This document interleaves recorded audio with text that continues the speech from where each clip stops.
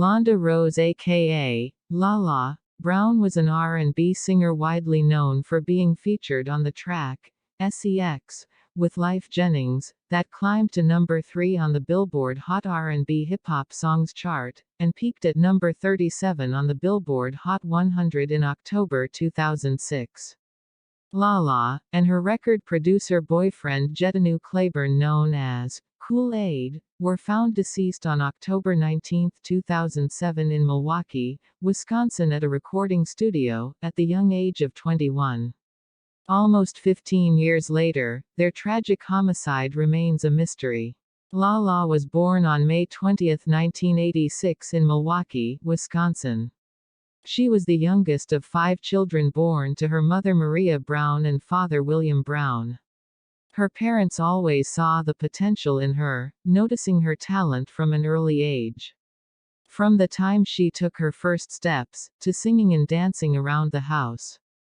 According to her parents, it wasn't shocking that she pursued a music career at the early age of 11. Using the moniker Premier, she began performing at various venues.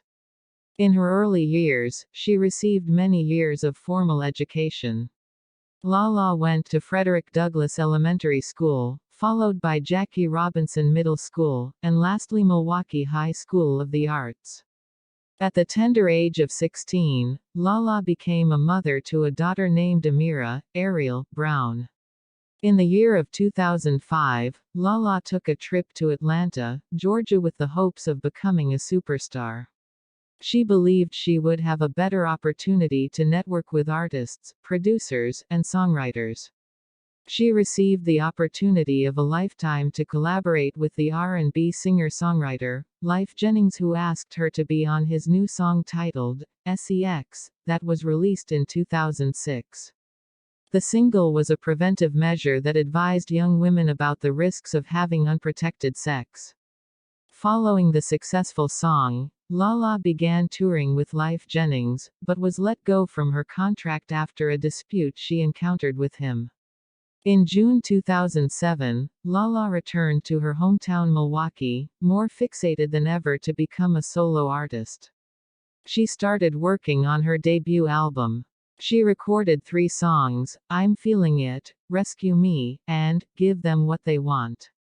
Unfortunately, her solo album would never be published. On October 19, 2007, LaLa and JeTannue Kool-Aid Clayborn, her producer and boyfriend, were shot and killed in the Loud Enough Productions recording studio in Milwaukee, Wisconsin. What started off as just a recording studio turned into a living space for the couple. Prior to their homicide, there was a burglary that was committed and the suspect stole $10,000 worth of recording equipment, that included keyboards, speakers, a microphone, computers, and a mixing board. It's unclear if the crimes are connected. Many speculated the homicide was associated with someone who knew the couple personally. A canvas of the crime scene shows there was no evidence of forced entry. Before the homicide took place, LaLa had received threats which made her look for other places to live. Sadly, she would never get to fulfill that request. On the night of the gruesome murder, the couple had eaten dinner with LaLa's family and were dropped off at the recording studio. A few days later, family members grew concerned as they tried to contact the couple but were unsuccessful. Her family visited the studio, that led them to notice that the lights were on, but nobody answered the door. Asking the manager of the building to let them in, they were told permission couldn't be granted without a warrant. Taking matters in their own hands, the family filed a missing persons reports to gain access to the studio. Growing impatient, a family member kicked down the door. The sight they found before them was horrendous. The pair was deceased for 3 days before their actual bodies were found.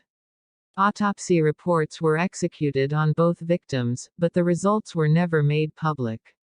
LaLa was laid to rest on October 25, 2007, at the Mason Temple Church of God in Christ in Milwaukee. Many people attended the funeral, including her family, friends, and supporters.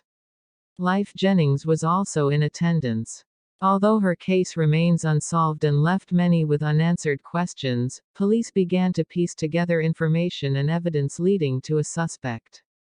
And in 2017, LaLa's father explained, he was told the detectives in his daughter's case had put together a solid case against someone who was incarcerated for another crime. Milwaukee Police Department confirmed in an email that they finished their investigation and sent it to the district attorney to get a decision regarding a charge, but the district attorney recanted, saying he was working with Milwaukee Police Department and that the case was still ongoing and active. Since then, no pending charges have been filed and the case remains unsolved, leaving her grieving loved ones, wondering if the case would ever be resolved. There's no doubt that LaLa would have become a household name. During her upcoming career she was breaking barriers, and was on her way to becoming a prominent star that she always wanted to be. Hopefully, she receives the justice she rightfully deserves. Rest in peace Yolanda, LaLa, Brown.